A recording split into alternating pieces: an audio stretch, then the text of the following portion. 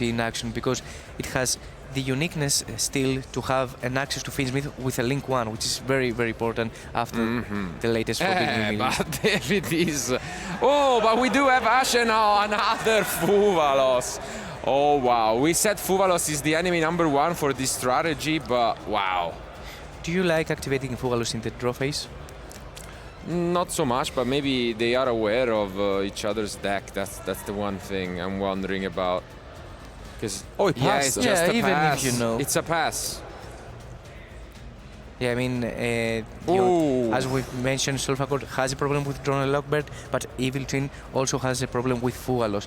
It is one of those cards that they're really scary against your deck, and at least now we can see Alessandro comboing off with his Solfachord strategy in order to access the amazing Solfachord happiness. It is one of those cards that gives an amazing and call by the grave into the Ash Blossom. Ash Blossom, that is it. That's it. Oh my, such a quick. And we are. I think one thing that we didn't comment about is that Alessandro doesn't... Oh, and again the Fuvalos. I guess he doesn't need to know what his opponent is up to. And there it is, first card of the engine finally activated. But there is an Ash to stop it. Is this gonna be again a pass? Do we have a way to play the game? We do have Fiendsmiths. However, if my opponent activate Fuvalos in the draw phase, I immediately think that he's probably having a second copy, as we saw also in game 1. So I believe that it might actually be again the There's case. also Purge. Look at this opener. But Okay. There's at least something, you know, to start things off with. Nothing special.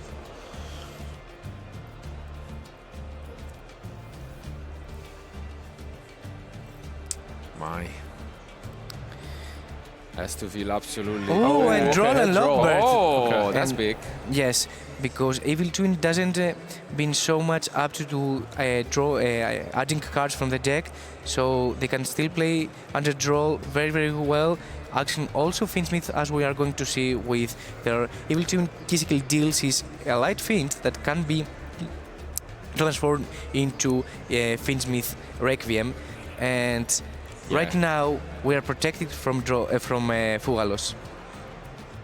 That's big. Obviously, we're gonna have to give up a draw of our own from the Lila, but I think we are completely happy with that, as long as we get to play the game.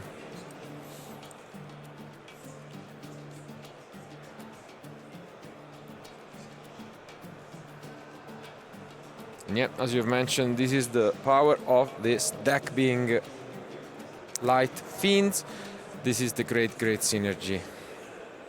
And one thing I like about Evil Twin now that Purge has been activated is that you feel safe against Bestials and Diddy Crow, which is two cards that potentially may impact your plays in the Evil Twin and in the Fiendsmith strategies. So, as we can experience right now, Evil Twin can, as we said, play very, very well under draw, because they just give up one draw and potentially add if they have the continue spell. However, as we can experience right now, Santian doesn't care about drawing cards or adding them, so he activated the Drawn Lockbird, which is a direct out to Fuvalos and can establish his field. Yeah, and this is what we saw plenty of times a couple just years ago, where this deck was paired with Sprite cards, and it was quite the powerhouse. But nowadays, again, if it wasn't for Fuvalos, I'm sure we would see way more of this deck. But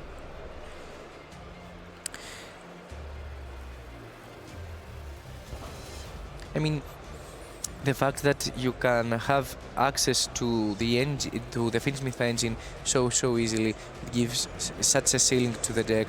It gives so much potential and power to your deck. And right now we can see Sequence being summoned in order for us to fusion summon into Lacrima, since has come back from the Forbidden Unlimited list, or even Desiree.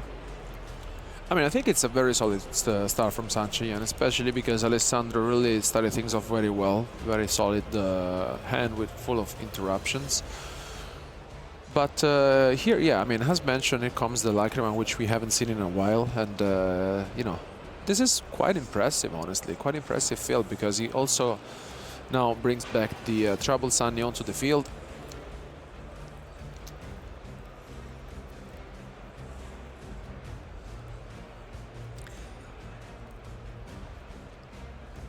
I like decks that can play anti-draw and have it as a backup plan against Fugalus, because draw is very strong against Malcharmis. However, not every deck can afford to play it, right?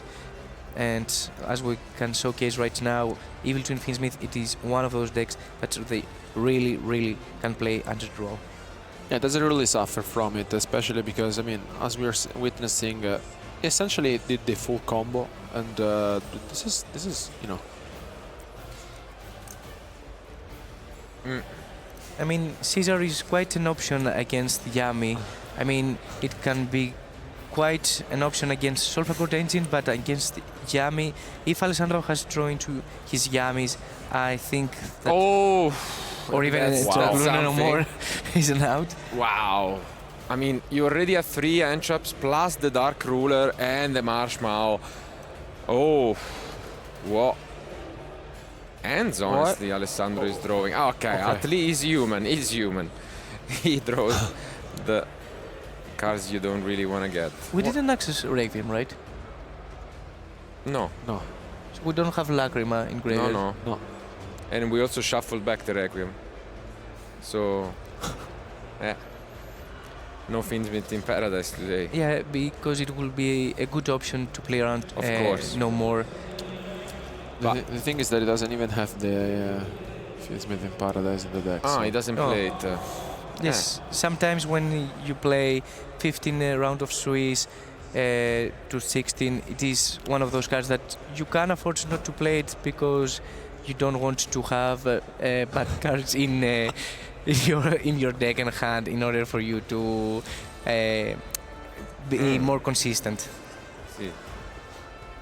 Yeah, I mean, it all depends on the choices you really want to make at the beginning of the tournament. We talked about it a few times. I feel like, though, it's one of those cards that may really help you out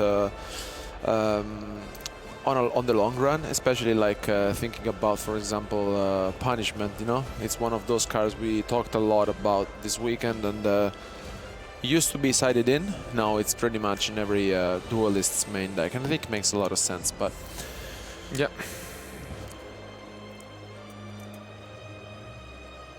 Good news is at least we cannot lose the game this turn, technically, because of the damage, but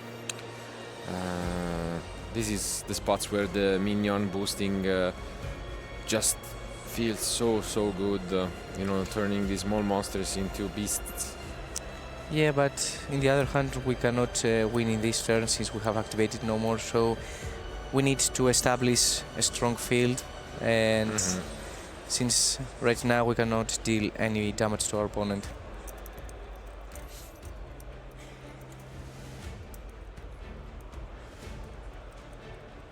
I thought so. I thought. Let me check something, because I remember there was a draw that we might have missed from Sun Qian. Don't we have Frosting Ray? I thought so, no? Yeah. Well, I thought we started with the Kissy Frost, so we could have gotten a draw at the start of the turn when we added a card, but I guess we didn't go for it.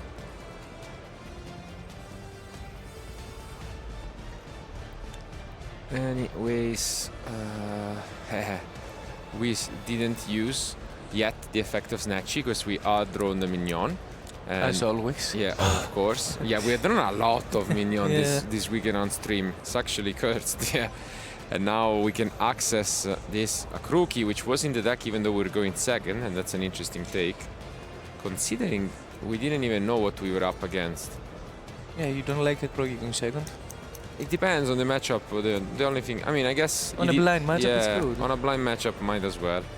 And yeah, as you can see, I think we just passed. And now we are going to be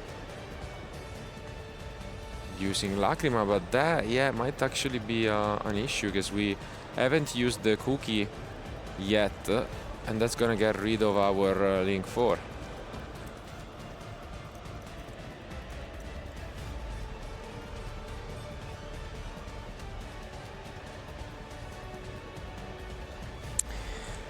I mean, it just forces us to activate the effect, obviously.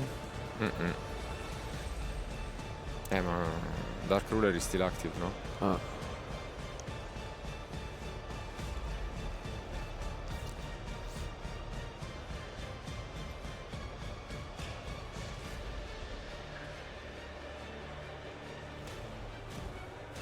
Yeah.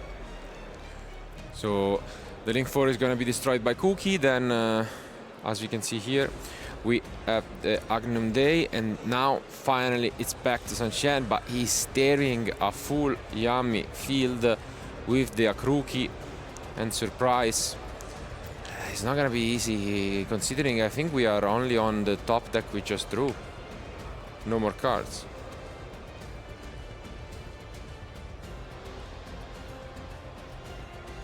I mean, really custom end from Alessandro, both games, you have to admit, but now let's see if we can do something about this. We have still Requiem in the extra deck, so we can access Requiem and try to force with Engraver in order to, but we have a Croaky and the Cookie on the main monster zone. And every time we use an effect, you're gonna give even more Yamis. Do we have a Lollipop also in the graveyard? No, not yet, I believe. I think we have Marsh. Yeah, we don't. We have Marsh and Caps. Capsi. What's going on? So he was debating because Cookie and all the I think he kind of Yami synchros is up to 2 monsters. Forgot that he could have gone for. But also here again, I think we have another instance where, I think we could have chained the Snatch, you know? So we could have gotten another summon off the dugout, but better late than never. And here, oh, we are actually not gonna use only the Cookie. We are using a Cookie and then a Croaky. That's interesting. I mean, I guess anyways you could have just flipped that face up. Is it really necessary? That's the question. And preventing immediately going for this, I guess we want to set up the Lolly Engrave. But no. Wow. Okay. That's an interesting sequence from Alessandro. I mean, he wants to have a synchro that can activate the second effect to tag out, because Cookie has already activated the effect to tag out. So. Look at that draw. The one draw of Capsi ends up being a purge. Wow. And now Senshen just checking the graveyard, and it's all done, and we know the Surprise is there, so this seems a bit doomed for the Evil Twin Fiendsmith deck, and we could have a very quick future match here. Oh, but did we shuffle it back already? Yeah, we did. Okay. I feel like I missed it. And I mean, this is why we didn't summon before the Mass Mouth, because we had the Surprise, so we wanted to summon Mass Mouth at the correct time in order to take back a Surprise from the graveyard. Makes sense. And I mean, this is just brutal. As we have talked about, all you need are 4 monsters to deal 8,000 damage with the Yami deck if the minion is there, and this is exactly it. We just swing with. Oh, okay. Yeah, there are 5 monsters. This is plenty enough. We're gonna just swing, and that is it.